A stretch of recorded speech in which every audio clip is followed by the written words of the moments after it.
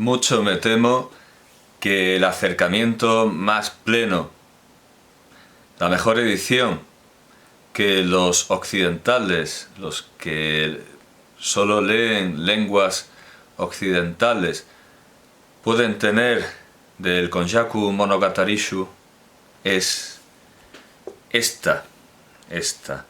Historias que son ya del pasado. Historias que son ya del pasado, editado en la colección Conocimiento del Oriente por Gallimard, en connivencia, en contubernio con la UNESCO, en traducción, introducción y comentarios de Bernard Frank. ¿Y por qué digo que es algo tan de lamentar? Pues como el propio volumen del libro ya induce a pensar, y a diferencia de lo que aquí se anuncia, porque aquí se anuncia una traducción, una introducción y unos comentarios, pero no una selección.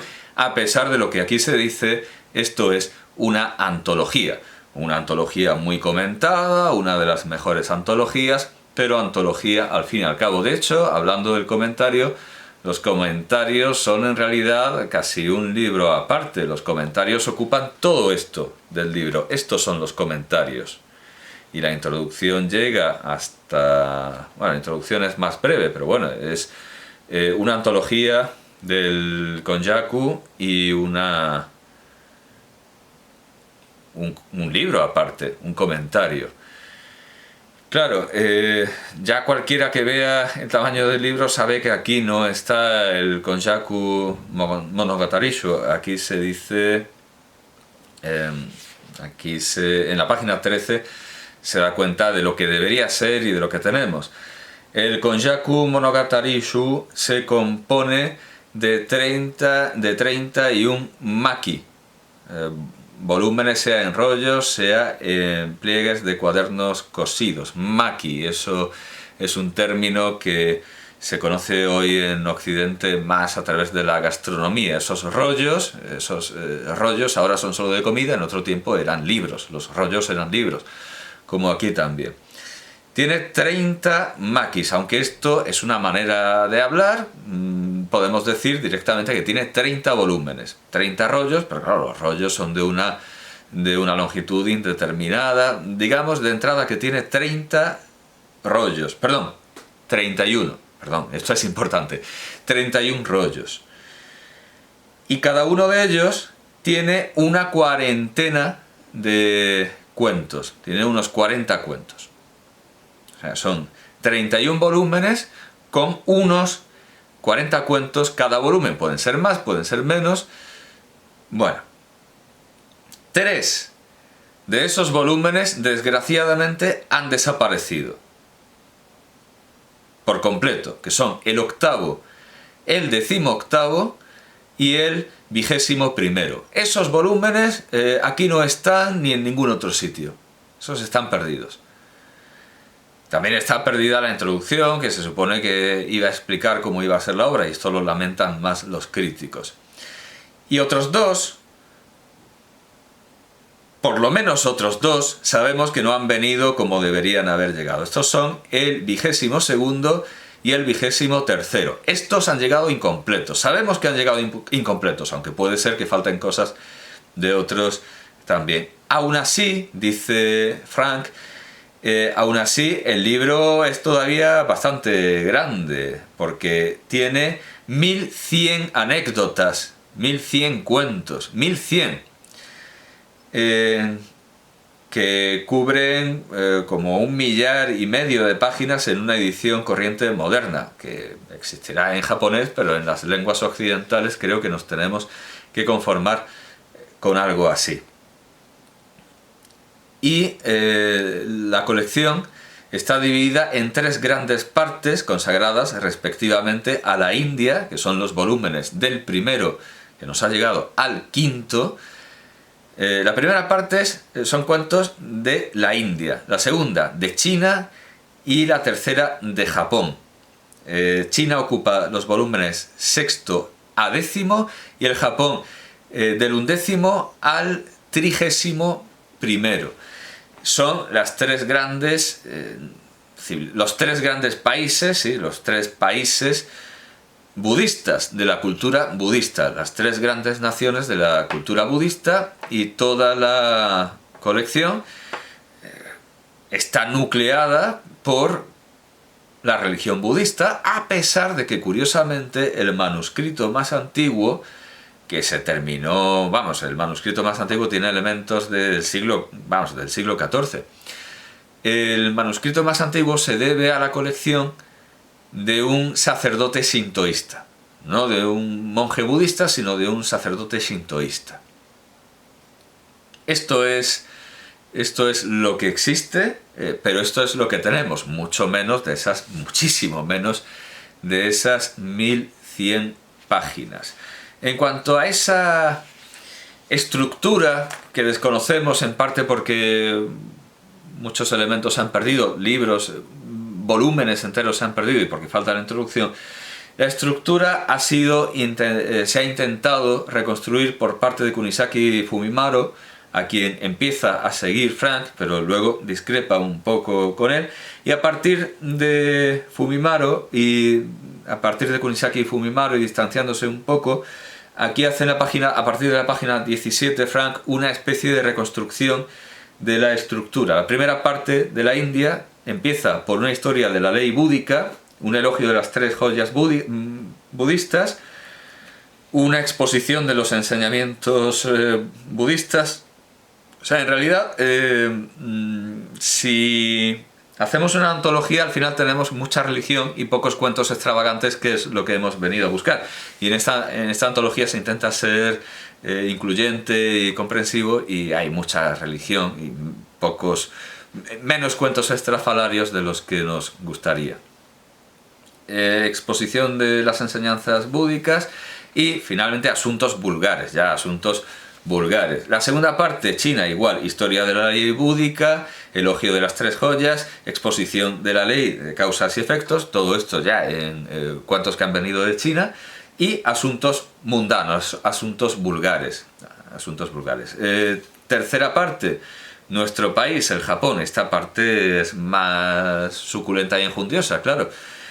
Historia de la ley búdica, muy bien, elogio de las tres joyas, exposición de la ley de causas y efectos.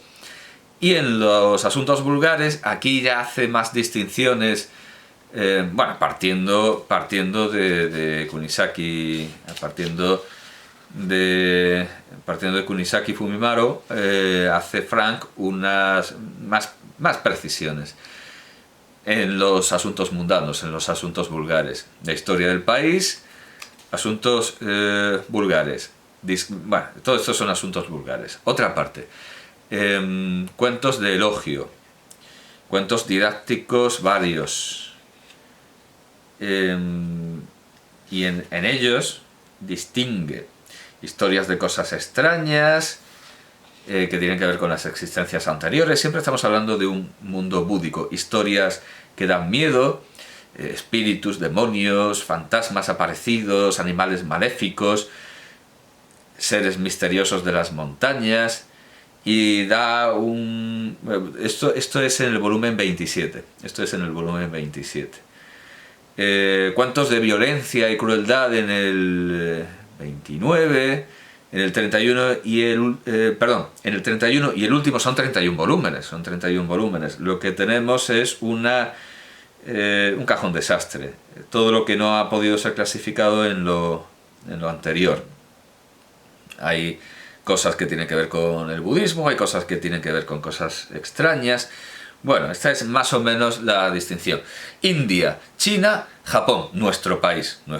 India, China, nuestro país, lo local. Y dentro de India, China y Japón, lo más sagrado, la ley búdica, las joyas del budismo, la enseñanza de la religión, y luego ya lo vulgar, lo mundano. Esa sería la estructura de todo el libro.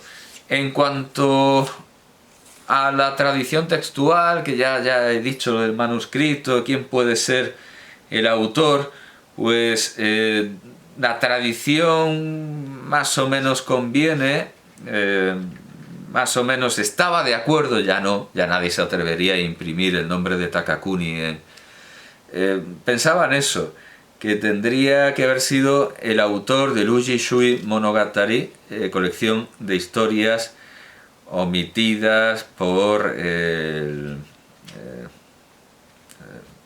gran registrador de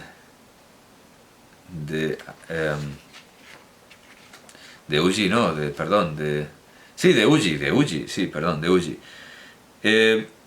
Se pensaba pues que el autor muy probablemente sería Minamoto no Takakuni. Pero los takakunistas, o la hipótesis takakunista, como dice Frank, está... Bueno, por cierto, es un libro... Bueno, que ya tiene otro libro y que además está en retroceso. Casi nadie considera ya que sea Takakuni, porque aunque hubiera podido tener parte, y esta era la parte que tenía separada, Takakuni murió en 1071, si no me... No, perdón, 1077. Perdón. Recordaba mal, en 1077. Takakuni murió en 1077 y hay... aquí está, si es que estaba buscando el párrafo. Takakuni murió en 1077, dice... la muerte de Takakuni... acontecida, acordémonos, sí, no me he acordado, en 1077. Pero sin embargo, la redacción del Konjaku Monogatari Shu debió de prolongarse más allá, hasta la década de 1120 o 1130. ¿Por qué? Porque hay en el Konjaku que nos ha llegado, en el Konjaku Shu que nos ha llegado, hay referencias a acontecimientos históricos posteriores a 1077, con lo cual Takakuni no puede ser autor, no puede ser único autor. Y además nos sirve para datar en nuestra biblioteca el libro, porque aceptamos que puede tener como fecha, como terminus ad quem, podemos llegar hasta 1130. Podemos decir que es un libro en su forma definitiva, que naturalmente si trata de cuentos y cuentos budistas, que encima vienen de India, China, los materiales son antiquísimos, pero digamos que el libro, por los acontecimientos históricos que en él se reflejan y que aparecen en los miles de páginas de una edición lamentablemente inexistente occidental que recogiera todo el texto, admitamos que como esos acontecimientos llegan a 1130, admitamos que el libro es por lo menos, más que Alcuén sería Antecuén, por lo menos es de 1130, llega a 1130, claro, claro, como muy tardío sería del siglo XIV, pero bueno, admitamos con la crítica más avezada que el libro es hacia 1130. No está completo, como digo, pero sí hay que reconocerle a Frank un estudio muy preciso y muy vinculador, muy interesante, muy conector con los asuntos que nos traen al Konjaku y que hace que siga teniendo interés para nosotros, tanto la comparación con autores europeos, en su mayoría posterior, claro, autores clásicos, la fábula grecolatina, por supuesto, y los cuentos indios, naturalmente, pero tiene un interés por la comparación con nuestros autores europeos medievales, que la inmensa mayoría son posteriores. Bueno, medievales y renacentistas. Establece interesantes comparaciones, Frank, con Boccaccio, con Bonaventure de Perrier, con Buenaventura de Perrier, Bonaventure de Perrier, que eso creo yo que solo un francés podría hacer ese tipo de comparaciones tan rebuscadas, con el Marqués de Sade o el Conde de Sade, que también es algo muy francés, pero por supuesto no deja sin tratar, sin comentar, sin estudiar, haciendo una crítica literaria bastante moderna, el vínculo mayor que tiene el Konjaku Monogatari Shu con la literatura contemporánea, que es Akutagawa. Habla de por qué Akutagawa tuvo interés en este libro, qué haya en él, qué cosas son anacrónicas y que no, en la recreación, en ese nuevo dar fruto de cuentos antiguos que tienen los cuentos del Konjaku Monogatari Shu en Akutagawa.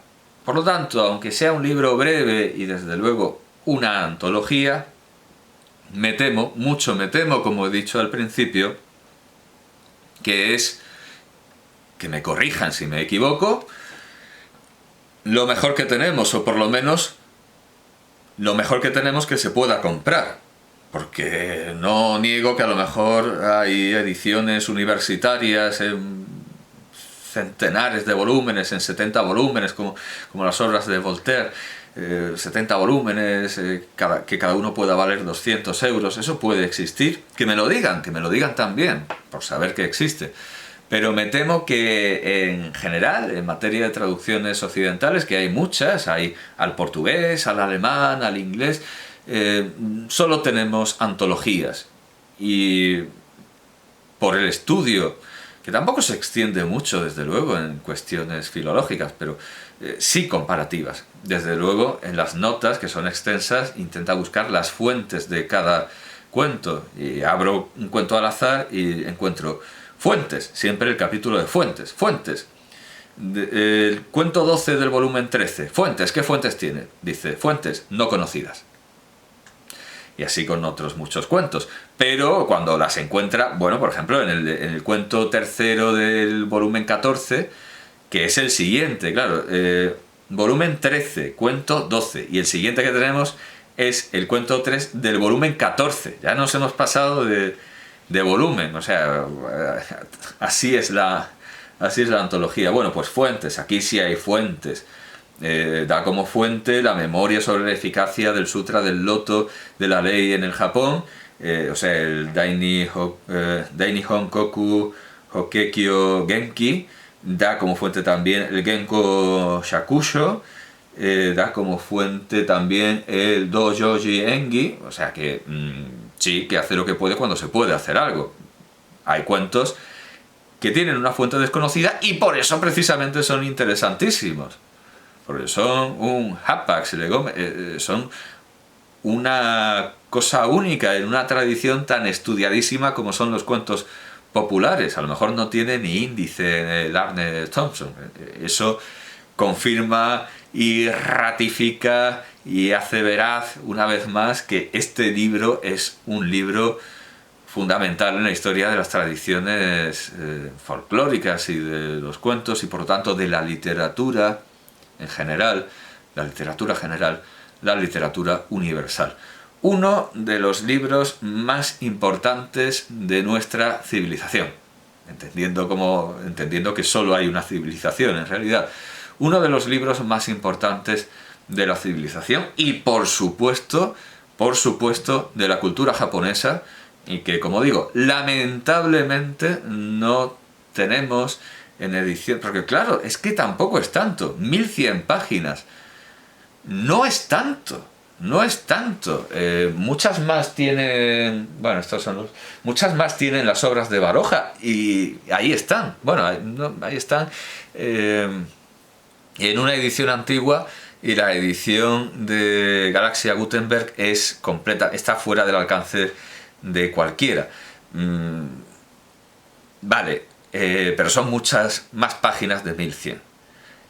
Animo a los profesores en Japón y a los yamatólogos en todo el mundo a concedernos una edición en la lengua occidental que sea, ya si puede ser bilingüe, mejor que mejor, a concedernos, a regalarnos una edición, no regalarnos, la pagaremos a un precio razonable si es en un volumen de 1100 páginas.